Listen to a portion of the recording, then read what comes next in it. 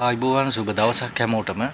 ඉතින් අපි කිව්වා මේ සක්විති රණසිංහ කෙහෙලිය රඹුක් වැල්ල මේ දෙපළ සංසන්දනය කරොත් කවුද හොඳ? ඇත්තටම කවුරුත් හොඳ නෑ තමයි.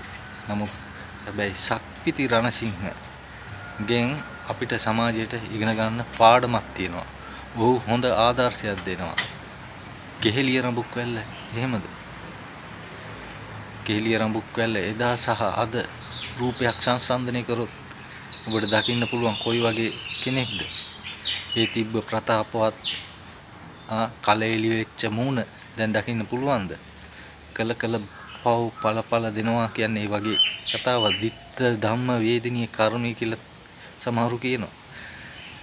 කෙහෙලිය රඹුක් වැල්ල කියන්නේ තමන්ගේ පවුලම හොරකමට වංචාවට දූෂණයට හවුල් කරගත්ත පවුලක්. ඇත්තටම ওই රඹුක් වැල්ලලා කියන්නේ මේ එහෙම හොරකම් කරලා ජීවත් වෙන්න ඕන පුද්ගලයෝ නෙමෙයි.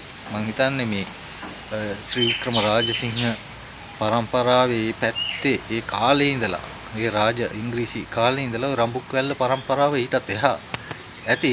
ඉතින් ඒ කාලේ ඉඳලම යමක්කම කරගන්න පුළුවන් හොඳ දීපලක් වස්තුවක් තිබුච්ච මිනිස්සු මේ විදිහට හොරකම් කරන දැන් මෙයාගේ තාත්තත් රඹුක් වැල්ලනේ. ඉතින් එතකොට එයාට මෙච්චර චෝදනා නැහැ. මේ මිනිස්සයා ඒ තාත්තා තමයි මෙයාව නරක කරන්නේ නැත්තේ. දැන් මෙයාගේ පුතාවත් මේ දේවල් වලට යොමු කරා වගේ තාත්තාගෙන් මෙයා ඉගෙනගෙන ඒ අඩිපාර යන්නේ නැති. තාත්තා සුළු දේවල් කරන්නේ නැති. එතකොට මෙයාත් ඒකේ ආදර්ශය ගන්න නැති.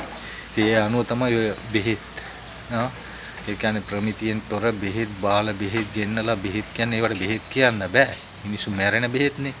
අර මම දැක්ක ලිපියක් තියෙනවා අම්මා කෙනෙක් තමන්ගේ දුව අරන් ගිහිල්ලා ඉස්පිරිතාලෙට එයාට ඉන්ජෙක්ෂන් එකක් දෙනවා. ඒ ඉන්ජෙක්ෂන් එක දුන්න තැන ඉඳලා දුවගෙන් කටෙන් සැම දාලා අන්තිමට නිල් වෙලා මැරෙනවා. අම්මා කෑ ගහනවා මේ ඔයාලා දුන්න ඉන්ජෙක්ෂන් එකෙන් පස්සේ තමයි දුව නැති උනේ මෙහෙම උනේ කියලා. ඉතින් ඒකට ඒ නර්ස්ලා දොස්තරලා වගේ කියන්න ඕනේ නැහැ. ඉන්ජෙක්ෂන් එක ඇතුළ පරීක්ෂා කරන්නේ නැහනේ. ඒ ප්‍රමිතියෙන් තොර බාල බෙහෙත් අඩු මිලට ගෙන්නගෙන එතන වංචාව සිද්ධ කරපු මේ කෙහෙලිය රඹුක් වැල්ල ඇතුළු ඒ කට්ටිය තමයි මේකට වගේ කියන්න ඕනේ. ඉතින් ඊට පස්සේ මිනිස්සු එහෙම මැරෙද්දි රඹුක් වැල්ල කොහොමද කිව්වේ?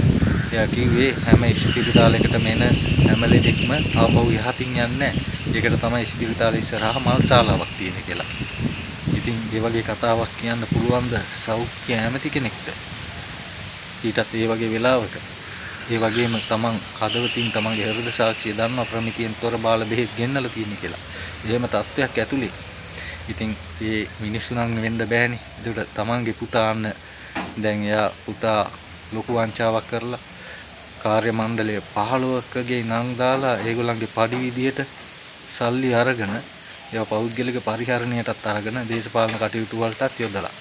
ඉතින් එහෙම කෙනෙක් තමයි රඹුක් වැල්ල කියන්නේ. එතකොට මේ මිනිහාගේ තව කොච්චර වංචා දූෂ නැද්ද? ඉඩ කඩම් මේවා. එතකොට අර මිනිස්සුන්ට තිබිච්ච සල්ලි ජනාධිපති අරමුදලෙන් ගත්ත ඒවා ඊට පස්සේ නිවස හානි වුණා කියලා ගත්ත ඒවා ඒ සල්ලි ලක්ෂ 900 ගාණක් එතන. කෝටි 9 ගාණක්. ඉතින් ඒවා පවා අරගෙන මෙච්චර වංචා කරපු මේ මිනිස්සු එහෙම මිනිසුන්ගේ සල්ලි පවා අරගෙන ආයතා විදියට පරිහරණය කරපු මිනිස්සු.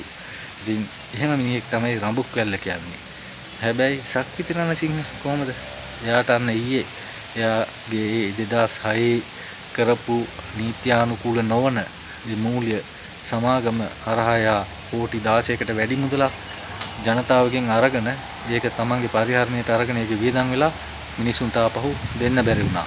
ඉතින් එතනදී එයාගේ අතින් වැරද්දක් වෙලා තියෙනවා. එයා වැරදි පැත්තකට යමු වුණා. නයිට් ක්ලබ් වලට ගියා, සූදු කෙලියා, බොන්න ඇති, කන්න ඇති. ඉතින් ඒ වගේ දේවල් වෙනුවෙන් එයා වියදම් කරලා සල්ලි පෙරදිලා. හැබැයි එයා ඒකට දඬුවම් විඳලා ඒ මුදලුත් නැවත එයා ජීවිතේ නැවත මුලින් ඉඳලා හරියාකාරව පටන් අරන් ඒ මුදල් ආපහු ගෙවීම් කරගෙන යනවා. ඉතින් ඒ සඳහා ඒ 2006 නඩුව තමයි ඔය 22 වෙනිදා මේ ඊයේ ඒක ගැනුනේ පෙරේදා ඒක ආපහු කැඳවලා ඒකට අවුරුද්දක සිර දඬුවමක් එයාට යාගේ නෝනටයි දුන්නා. ඒක දීලා ඒ වගේ මේක අවුරුදු 10කට අත්හිට වූ සීර දඬුවමක් විදියට තමයි ක්‍රියාත්මක වෙන්නේ. ඒ සඳහා දඩයකුත් නියම කරලා තියෙන රුපියල් 25000ක.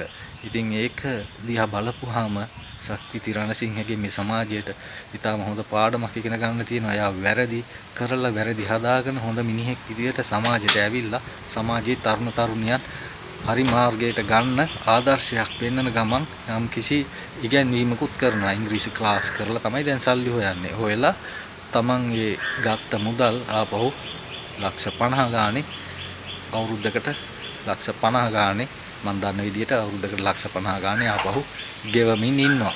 ඉතින් ඒක හොඳ ආදර්ශයක්. දැන් රඹුක් වැල්ලයි සක්විති රණසිංහයි එකට තිබ්බාම ඇත්තටම කවුද මිනිසයා? කාගෙන්ද අපිට දෙයක් ගන්න පුළුවන්? දෙන්නගෙම දෙයක් ගන්න පුළුවන්. හැබැයි හොඳ ආදර්ශයක් ගන්න පුළුවන් සක්විති රණසිංහගේ. ඉතින් එහෙමනම් තවත් දවසක තවත් වීඩියෝ එකකින් හමු වෙමු. ඒත් එක්ක ඔබ සැමට සුබ දවසක්.